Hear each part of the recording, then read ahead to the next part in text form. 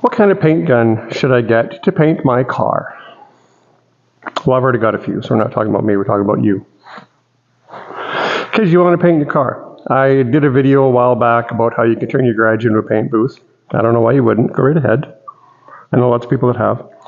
And you probably want to do that because you've talked to some people in some places and some things about getting your 77 Vega with your horned up 327 with the Vortec heads on it. You want to get your little Vega painted. So you've already talked to people about spraying that. I'll do all the work myself. I'll do the body work. I'll prime it. I'll bring it to you all ready. I'll even mask it up in your shop if you'll let me. Whatever the case is. That's what you want to do. And when they told you how much they wanted to do it, you shit right in your pants, right square in your pants. So you've decided you're going to do it yourself. Made your garage into a paint booth.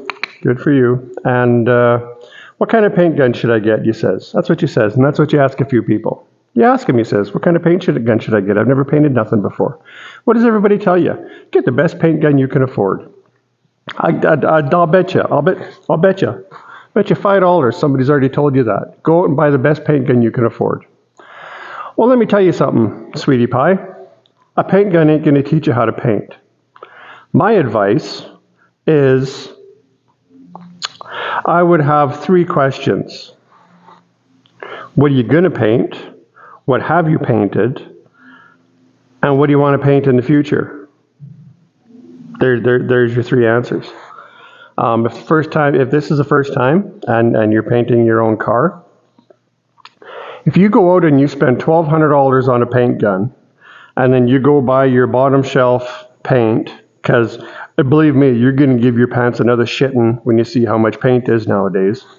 So you go out and you get your bottom shelf paint, and you spend your $1,200 on a stinking paint gun, and you go home and you get everything all ready, and you hose your floor of your garage down and everything else. You get your ginch and soak it with honey and use that for a tack rag and whatever else you're doing.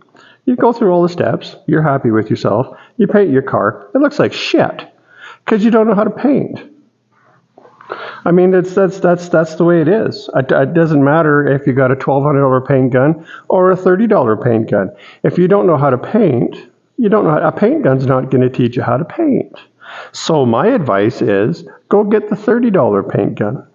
Practice on some stuff. Go to an auto wrecker. Get some fenders. Get some shit. Pay $5 each for them or whatever. And go home and get your bottom shelf paint and get your $30 paint gun and paint some stuff.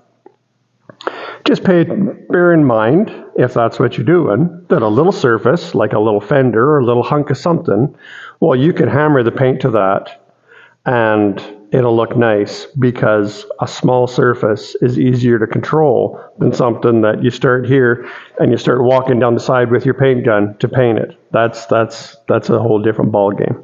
But as I said, don't go out and spend a whole bunch of money on a paint gun because if you get pissed off when your paint looks like shit and you throw your paint gun across the garage and you break the thing in half, would you rather throw a $30 paint gun across your garage or do you want to throw a $1,272.85 paint gun across your garage? Myself, I'd rather huck $30 around than $1,200. And I'm not saying nobody else can paint. I'm just saying that painting it's a hand-eye thing. The first thing you got to do is you got to know what your product's going to do, being your liquid. It don't matter if you got a paint gun or if you're sucking it into your mouth with a straw and blowing it on the wall. You got to know what you're blowing out of that straw is going to do, how thick it is, how much air pressure do you got to spray to use it. Thinner paint is different than thicker paint. People will tell you that you need 8 different paint guns to spray 8 different products. Well, you don't. You can just adjust your fluid and your air pressure accordingly. If you know how to paint, you know how to paint. You can paint with a $30 paint gun and have a nice paint job come out of it, or you can tape your $1,200 paint gun back together again with a stick and whatever to hold her together and paint with that and have a nice paint job. If you recognize what the fluids are doing when they hit the wall, when they hit the fender, when they hit the door, when they hit the whatever, you can manipulate what you're doing to get the nice paint job. So again, my advice is buy the cheapest paint gun that you can find for your first giddy up, for your first go around. Because, like I said, not everybody can paint. I mean, it's okay. Nobody's going to make fun of you. Nobody's going to think you're an idiot because you can't paint. If they think you're an idiot, there's probably lots of other reasons that people think you're an idiot. It's not because you can't paint. I mean, there's all those other reasons. I mean, oh, sweetie, don't be sad because you can't paint. I've worked with lots of guys that can't paint. They can do body work. They can do all kinds of other stuff. They're remarkable at other things, but some people just can't put it together from what your eyeballs are looking at to what this finger here is doing. See that? See the range of motion from there to there? Yeah? If you can't put it all together, and then the other thing is you got to recognize what you just done. It's pretty easy to recognize when it's running off of there like Niagara Falls. Well, that's too much paint, isn't it? Or if you put it on there and it looks like ceiling stipple, well, that's not enough paint. But you got to go in between. Then you got to figure out how to go in between. The people out there that have 10 different paint guns that maybe you've already talked to that have told you, get your money out to buy a paint gun. Well, they're using a different style of paint gun for a different task. A base coat, because you've heard base clear, base coat is runny. It's like water. It goes on, it's like water spraying on there. Whereas clear coats, high solids, clear coats and stuff, they're thick. They're thick and creamy. Oh, thick and creamy. So you can use the same paint gun to do both. Like I said, if you just choke her back and whatever for your piss, you just choke the paint gun back, and then when you're pouring your milkshake on there, you open your paint gun up. I mean, that's the basics of it. But the guys with the different paint guns, well, it's because of their technique. It's because everybody sprays different. Every single dude that grabs a paint gun paints differently. And you buy a paint gun to complement your style, however you paint. I mean, if you go in there and you paint everything like a garden hose, well, then you're going to buy a paint gun that's oh so small, you know, that's going to hold you back. You know what I'm saying to you? Like you hear the tips, tips with a P. The 1.4s, 1.2s, 2s, 1.7s. I mean, that's the millimeter. And I get it, in the States you don't have millimeters. It's, you know, whatever. It's a dime and a little tick. You know, quit breaking my balls, would you? So anyways, that's how they rate them, is by the tip size. Tip with a P, that's how they rate them, is by the tip size. So your paint guns with your 2s and your 1.9s and stuff, well, that's big tips. So that's flowing your milkshake out of there. And your paint guns with the 1.2s and the 1.1s and 1.3s, well, those are your A cups. Those are your little tips. That's how those are painting. They're not putting hardly nothing out. That made my tongue itchy. But if you don't know how to paint, then all that shit doesn't matter, because you're plugging an air line from your compressor that barely makes enough air to start with, and you're putting that onto the end of your little $30 paint gun, and you're pulling the trigger, and you're going, ew, that sucks. 1.7s, A cups, D cups, E cups, it don't matter to you, because, I mean, you don't get it anyways, and that's fine. It takes, I mean, like I said, a paint gun ain't going to teach you how to paint.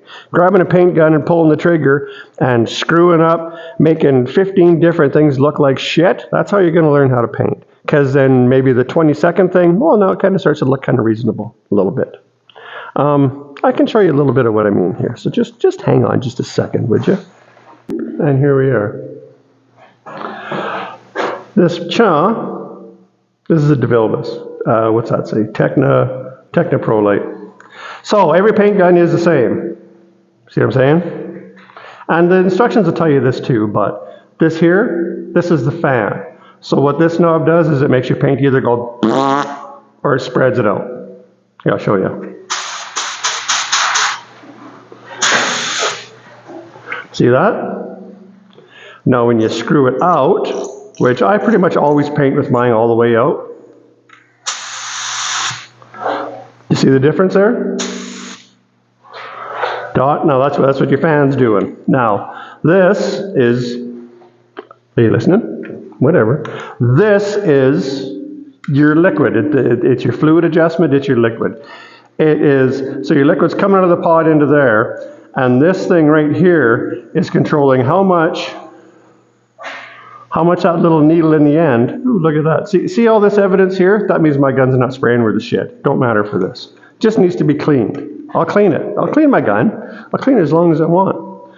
So we're wide open on the fluid. That's controlling how far back that little needle in the center, when you pull the trigger, this is controlling how far back you're pulling that. Screw it all the way in, like I just did. Here, I'll turn some air up. Now I'll pull the trigger all the way. See that? Nothing. Open that turkey all the way up. Now the same shot. See that? Hey. Now if you try to paint something with this wide open, it's going to run. But you choke her back a little bit. And what I would suggest is choke her back all the way. Can you see that running? Choke her back all the way. See, you can't even see that. Give her a couple of cranks. See how you can see a little bit more? Give her a couple more. See a little bit more. Now you don't want to get too carried away with it because you don't want that. Now what you want,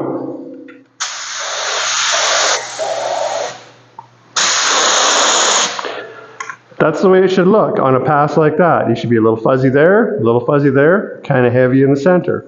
And then when you paint, you're going to go with a color 50% overlap generally. So what that means is, there's your fan there. So 50% overlap means your next pass is going to be down there. And your next pass is going to be down there. See what I'm saying? Now, I would suggest, can you see me? Do you want to see me? Probably not. For dinking around and figuring shit out before you go to paint your 85 Vega, whatever the hell you got,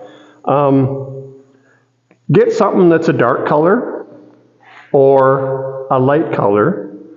Hey, I'm going somewhere with this. And then whatever paint that you're, is there an echo in here? There is, hey? Whatever paint that you're dinking around with, go the opposite of what you're painting. If you've got a black fender, get some white paint or some silver paint or whatever. If you've got a white fender, get some black paint or some blue paint or some brown paint or whatever. And reason being is the contrast. When you're practicing, you'll be able to see what's happening. Now, I'm not going to take my paint and go take it out of my, see, now this paint gun, now I've had this paint gun for years, many a year, and I've had this paint gun. And I don't know what this gun is worth now. It's probably worth 3 times what I paid for it now, and whatever I paid for it, it wasn't worth that then. I think it was probably a $400 paint gun when I bought it. Now it's probably a $1,000 paint gun. Is it worth that? Christ, no, it's not worth that. But, you know, it's like a middle of the road, and I have 2 of these. So this gun I would use for colors and sealers. And I have another gun that is exactly the same, but it has a little bit bigger tip in it, and I use it for clear coats, and clear coats only. And the biggest reason that I have 2 guns for that is that if I'm painting something black and I'm clearing it, and if I'm using this gun, and there's a little hunk of white shit inside this gun that's lodged in there somewhere that I didn't get out of there when I'm cleaning it, and I'm clear coating something black, and this little hunk of white shit comes out of my gun and goes onto the black, you ain't polishing that off of there, because now there's a white dot on there. Same thing if I'm painting something silver and there's blue in the gun, with a hunk of blue shit on there. Well, you're not getting blue off of there, are you? Are you? No, you're not. So my clear coat gun gets nothing but clear. If something comes out of the clear coat gun, well, that's a little chunk of clear, and you can polish that. And I clean my clear coat gun, obviously, better than I clean this. But I've strayed long away from the point. Point is, go get yourself the cheapest paint gun that you could find for what you're doing, and trying to get a decent paint job out of the shittiest paint gun will teach you more about what you're trying to do than going out and buying a stinking BMW paint gun and starting from there and working your way down. Because if you decide that painting ain't for you and you can't do it and you don't want to learn how to do it, ain't nobody going to give you $1,165 for your $1,230 paint gun after you've used it. So you just threw a good portion of that money down the drain. Whereas if you spend $30 on a paint gun and you don't like painting, well, whatever. You can put water in it and you can spray it at your kids, whatever you want to do with it. Another thing, just a quick one last thing, is if you want to be doing this kind of stuff, one thing that you might notice, if you're using a shitty little air compressor, which you probably are, let's face it, you're working in a garage and your stuff is all shit. So if you're working with your shitty little compressor and you start out with 120 pounds of air and you make 9 CFM at 80 pounds of air, but with the paint gun and going and going and going and spraying and spraying and spraying and spraying and spraying and spraying and spraying and spraying, you're running out of air in your compressor. Now your compressor's running. You don't got 80 CFM or 80 pounds of air in that tank anymore. Now you're down to 60 pounds of air. And now your compressor's making 6 CFM. Now you're not breaking the paint up like that anymore. Now if you're not atomizing it, atomization is how much it takes a liquid and turns it into a vapor, into a mist. So if you don't have enough air pressure behind it, it's not going to mist it as much.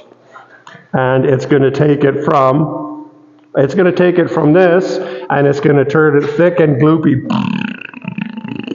And you're going to notice that where you started to paint on your fender, it looked all right, but then you got halfway through your door and things just aren't really going good anymore. And then you got to the back tire on the quarter panel or something, you're looking at it thinking, well, what the hell's going on here? You don't got enough air left to atomize your paint. So, so there. Hope it maybe answered a question or two. Maybe you didn't. If you're thick as pudding, maybe you don't get it. And like I said, you might think it's a good idea to start with to paint your car. It might wind up being one of the worst times you've ever had. Don't sweat it. I ain't judging you for it to your face. Just mind your back a little bit. Not to you, never to your face. If you're still here, thanks for watching.